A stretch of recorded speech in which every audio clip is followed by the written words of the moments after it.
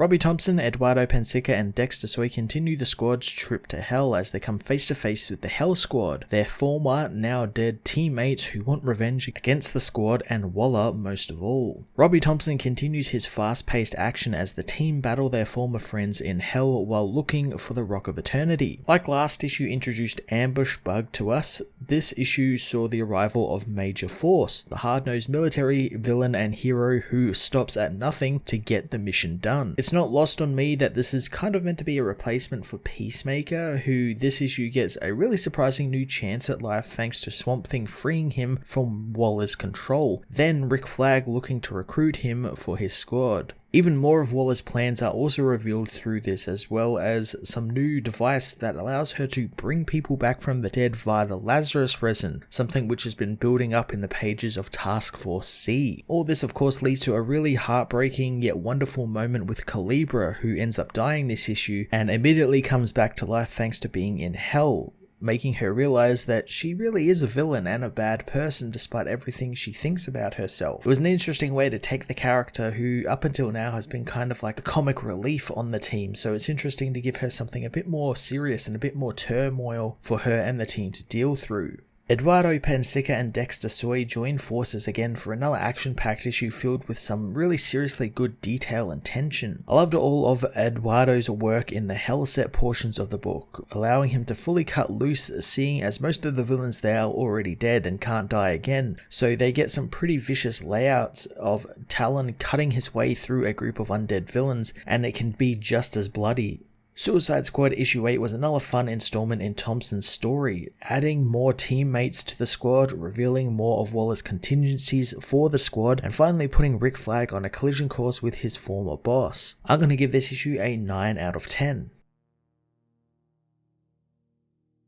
Suicide Squad issue 8 finds Ambush Bug recapping what's been going on in the Suicide Squad lately, with Peacemaker and his team out hunting Swamp Thing, planning on using a bio-agent to cut him off from the green, but it didn't really work well. Peacemaker confronts Swamp Thing, knowing that he's got a power Waller wants, and until she has it, there'll be no peace. Swamp Thing grabs Peacemaker, using his vines to pull out the control device in Peacemaker, making it so that his vines mimic the impulses of the man's brain, so Waller thinks that he won't have pulled it out, meaning Peacemaker is now free, and Swamp Thing implores him to walk away. Waller wonders why she can't see or hear Peacemaker, but Parker says that they've been having signal issues thanks to the green. Waller demands eyes on Peacemaker and Swamp Thing, as Dr. Rodriguez arrives with some confusing news regarding Talon. She reveals that the therapists have been at him for days, but he still hasn't cracked, confirming that he is indeed crazy. Ambush Bug knows that for a fact William Cobb isn't crazy, as Waller leaves Rodriguez, who activates a sound barrier so Waller cannot hear them. She knows Talon is not crazy and knows that he's faking, but she wants to help him with whatever plan he has cooking. The Suicide Squad meanwhile battle their dead former teammates, with Black Siren blasting Mind Warp with her sonic voice. Bloodsport wants to know how they knew they were coming, so Waller tells him that she told them, revealing that Rodriguez is working on a new initiative, and this was an opportunity to test her work out, and if this works, Bloodsport won't be needing to go to any other Earths for recruits. Bloodsport is pushed out of the way by Calibra,